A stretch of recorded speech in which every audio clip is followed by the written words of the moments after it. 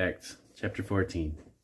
And it came to pass in Iconium that they went both together into the synagogue of the Jews, and so spake, that a great multitude both of the Jews and also of Greeks believed. But the unbelieving Jews stirred up the Gentiles, and made their minds evil affected against the brethren. Long time, therefore, abode they speaking boldly in the Lord, which gave testimony unto the word by his grace, and granted signs and wonders to be done by their hands. But the multitude of the city was divided, and part held with the Jews, and part with the apostles. And when there was an assault made, both of the Gentiles and also of the Jews, with their rulers, to use them despitefully and to stone them, they were aware of it, and fled to Lystra and Derbe, cities of Lycaonia, and unto the region that lieth round about. And there they preached the gospel.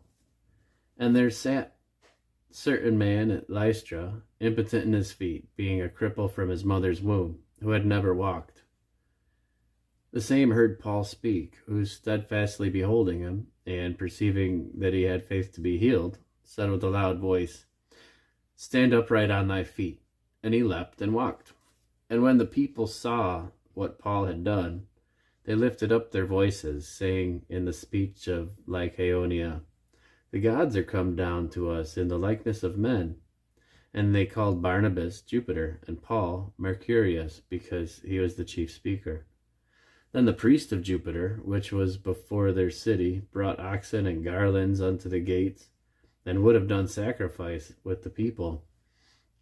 Which, when the apostles Barnabas and Paul heard of it, they rent their clothes, and ran in among the people, crying out, and saying, Sirs, why do ye these things?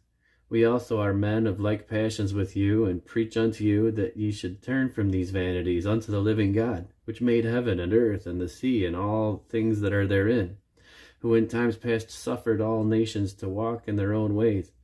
Nevertheless, he left not himself without witness, in that he did good, and gave us rain from heaven and fruitful seasons, filling our hearts with food and gladness. And these sayings scarce restrained the people, that they had not done sacrifice unto them. And there came thither certain Jews from Antioch and Iconium, who persuaded the people, having stoned Paul, drew him out of the city, supposing he had been dead. Howbeit, as the disciples stood round about him, he rose up and came into the city, and the next day he departed with Barnabas to Derbe.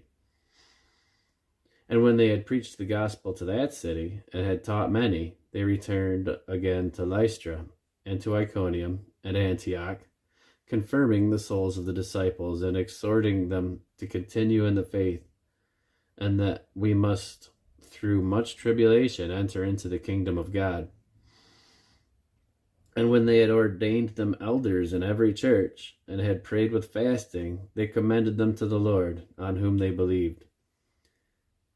And after they had passed through Pisidia, they came to Pamphylia, and when they had preached the word in Perga, they went down to Attalia,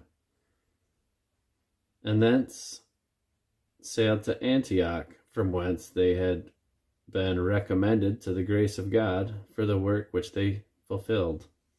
And when they were come, and had gathered the church together, they rehearsed all that God had done with them, and how he had opened the door of faith unto the Gentiles. And there they abode long time with the disciples.